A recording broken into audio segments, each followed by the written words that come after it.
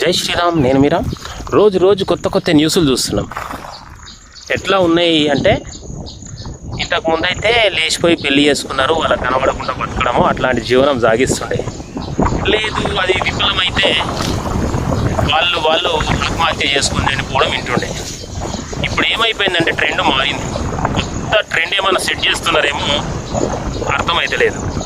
కానీ పెంచి పోషించిన తల్లిదండ్రులనే హతమార్చి మరీ ప్రేమ కోసం పరిగెడుతున్నారు. అంత దౌర్భాగ్యమైన పరిస్థితిలో మనం ఉన్నాం. ఒకసారి ఆలోచించండి, ఇలాంటి పరిస్థితి ఎందుకు వచ్చింది?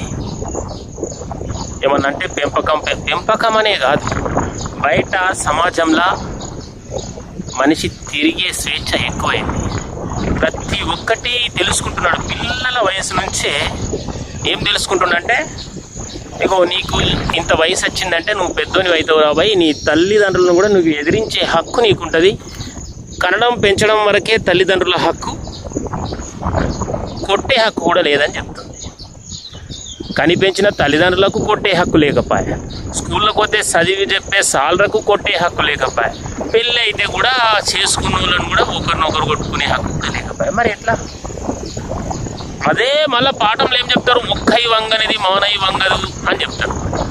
ఇప్పుడు కొట్టద్దా తిట్టద్దా, వాడేమో అట్లాంటి పిచ్చకుట్ల కథలు చేయబట్టి. నిజం చెప్పాలంటే చాలా దౌర్భాగ్యమైన, చాలా హీనమైన స్థితిలో మనం ఉన్నాం. ఒక్కసారి ఆలోచించండి. ఏం చెప్తారు? ఏ దేశమేగినా ఎందుకాలిడినా, ఏ పీఠమెక్కినా ఎవ్వరేమనినా, పొగడరా నీ తల్లి భూమి భారతిని, నిలుపరా నీ జాతి నిండు గౌరవాన్ని. ఏమని నిలపాలనా? దేశ విదేశాలకు తిరిగి మా భారతదేశం ఇంత గొప్పది. ఎలాంటి గొప్పది అంటే, కనిపించిన తల్లిదండ్రులను చంపిన అలాంటి స్వేచ్ఛనిచ్చిన చట్టమా, లేకపోతే వివాహేతర సంబంధాలు కూడా యథేచ్ఛగా చట్టపరంగా పెట్టుకోవచ్చు, వాని పిల్లం వీనెంట పోవచ్చు, వీని పిల్లం వానెంట పోవచ్చు అనే అద్భుతమైన చట్టాన్ని మేము తీసుకొచ్చినామని. ఎంతెంతో పెద్ద పెద్ద చదువులు చదివి ఇలాంటి చట్టాలని నిర్మించే స్థాయికి ఎదిగిన వాళ్ళు భారతదేశ గొప్పదనాన్ని, భారతదేశ కీర్తి ప్రతిష్టల్ని దిగదార్చే విధంగా చట్టాలు తయారు చేయొద్దు.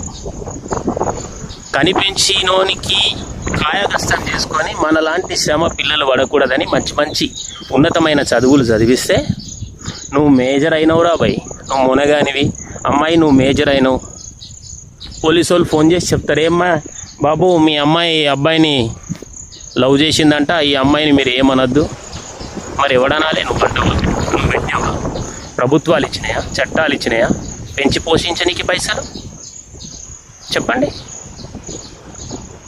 కన్నోడికే పిల్లల మీద హక్కు లేకపోతే ప్రభుత్వానికి కదా మీకుందా హక్కు?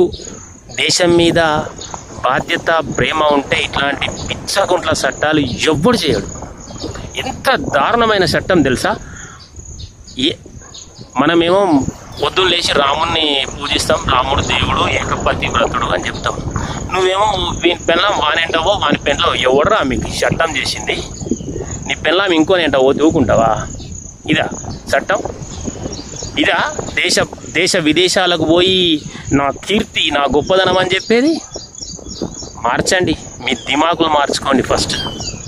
చట్టం చేసే పిచ్చి నా కొడుకులు ఎవడైతుండో వాడు వాని బేజాలా మంచిగా జర దానికి ఏమైతే మంచి ఆలోచనలు చేస్తో అది తినండి, అది తినడం నేర్చుకోండి ఫస్ట్. అఘాయిత్యాలు అయిందంటే నిరసనలు చేయాలి, ప్లకార్డు పట్టుకోవాలి, క్యాండిల్ పట్టుకోవాలి, పోవాలి. అది అఘాయిత్యం జరిగిన తర్వాతనే మనం చేస్తాం. నిజంగా ప్రతి ఒక్కడు ఎవడన్నా వాని గుండెల మీద చేసుకొని చెప్పన్నా. సోషల్ మీడియాలో ఒక అమ్మాయి కనబడుతుందంటే నీ కామెంట్లు ఎంత మంచిగా ఉంటాయో ఒకసారి ఆలోచించు. చూస్తుంటాం 100 కామెంట్లలో 90 కామెంట్లు కూడా గలీజ్గా ఉంటాయి. అమ్మాయిల్ని ట్రోల్ చేయడం, ఏదైనా సరే దౌర్భాగ్యమైన స్థితిలో మనం ఉన్నాం. ఇంతకంటే ఇంకా విశ్లేషణతో చెప్పలేను, ఎందుకంటే నేను కొంచెమే చదువుకున్నా, వ్యవసాయం చేసుకొని బతుకుతా. మనకు జన్మనిచ్చింది స్త్రీయే, ప్రతి మనిషికి జన్మనిచ్చేది స్త్రీ కాబట్టి మనము స్త్రీని గౌరవించాలి. నువ్వు చట్టం ఏం చేసినావా?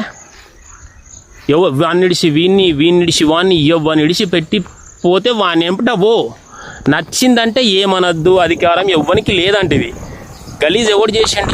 ఇంత స్వేచ్ఛా స్వాతంత్రం ఇచ్చి ఆడ మనిషిని రోడ్డున పడేసిండు వాళ్ళ బతుకు తెరువులు. ఈ ఇజ్జత్ అంతా. ఈ చట్టమే దీనికి ప్రధాన కారణమని నేను అంట. ఇంతకుముందు పెళ్ళి అంటే అటు 7 తరాలు ఇటు 7 తరాలు చూడాలి అని చెప్తుండే పెద్దలు, విన్నాం మనం. పెళ్ళి అంటే ఆషామాషి కాదు, అటు 7 తరాలు ఇటు 7 తరాలు చూసి పెళ్ళి చేయాలి అంటారు. ఇలా 7 రోజులు చూస్తలేరు సార్. అటు 7 రోజులు ఇటు 7 రోజులు కాదు, ఇవాళ కలిసిందా సోషల్ మీడియాలో, రేపు జంపు చూసినాం ఆల్రెడీ. ఈరోజే న్యూస్.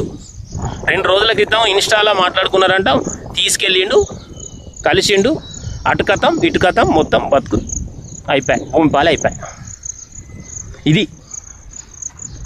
ఇది మనం మెలుగెత్తి సాటాలి గొప్పదనాన్ని. మీరు చేసే ఈ చండాలమైన చట్టాలకి మేము గౌరవించాలి. చట్టాలు ఏ విధంగా ఉండాలంటే భారతదేశ కీర్తి ప్రతిష్టలు పెంచే విధంగా ఉండాలి. రేపటి భావితరాల పిల్లలకు ఆదర్శనీయంగా ఉండాలని కోరుకుంటున్నా. Thank you.